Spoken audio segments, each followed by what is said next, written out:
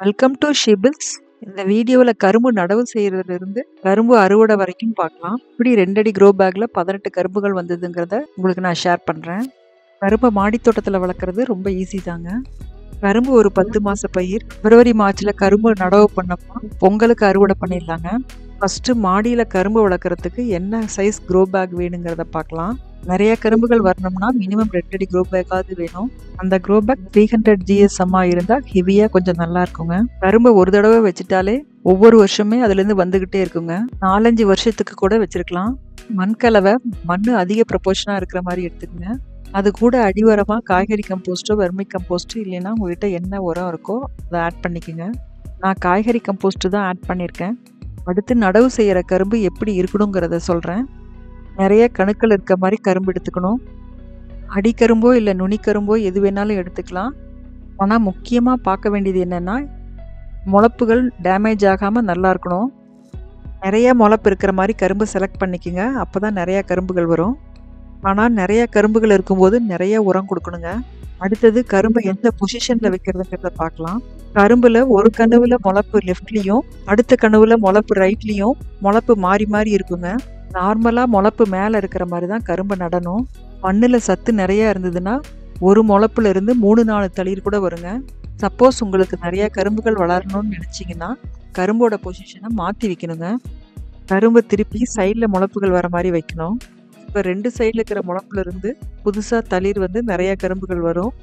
அடுத்து கரும்பு நடவு செய்யறதுக்கு மண்ணை ரெடி பண்ணணும். அதுக்கு மண்ணில் நிறைய தண்ணி ஊற்றி சேறு மாதிரி குழப்பிக்கணுங்க. இப்போ சேறு மாதிரி இருக்கிற மண்ணில் கரும்பை நடவு செய்யலாம். கரும்பில் முளப்பு மேலே இருக்கிற மாதிரியோ இல்லை சைட்லேயோ உங்களுக்கு எப்படி தேவையோ அதுக்கு தகுந்த மாதிரி மண்ணில் வச்சு மண்ணை போட்டு க்ளோஸ் பண்ணிடுங்க. கரும்பை மேலால் வச்சா போதும்.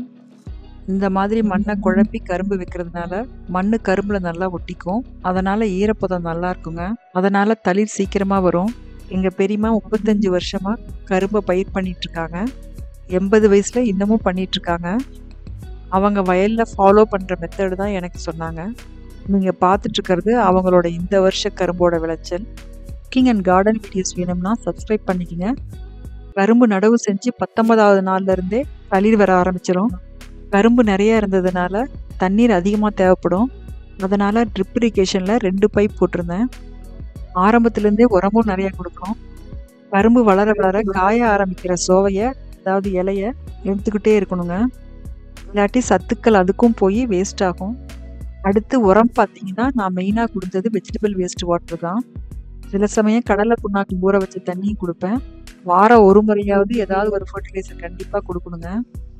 பூச்சி தாக்குதல் பெருசாக எதுவும் வரலிங்க. வெள்ளைப்பூச்சி மட்டும் சம்டைம்ஸ் வரும். பூச்சி உள்ள இலையை மட்டும் ரிமூவ் பண்ணிடுவேன். அதுலேயே கண்ட்ரோல் ஆயிரும் ஓரளவுக்கு.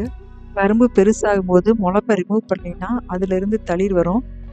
அதை எடுத்துடணும். அதே மாதிரி அடிக்கரும்புலேருந்து பிரான்ச்சஸ் வரும். அதையும் ரிமூவ் பண்ணிடுங்க. முன்ன சொன்ன மாதிரி தான் சத்துக்கள் வேஸ்ட் ஆகுங்க. அதுக்கு தான் கடைசியாக பொங்கலுக்கு அறுவடை பண்ணி அதுவும் இந்த வருஷம் லெகடாங் மஞ்சளும் நல்லா விளைஞ்சிருந்ததுங்க. 2ஐயும் சேர்த்தி வச்சு நம்ம சாமி கும்பிடும்போது எனக்கு ஆனந்தத்துக்கு அளவே இல்லைங்க. இந்த வீடியோ பிடிச்சிருந்ததுன்னா லைக் பண்ணிக்கோங்க.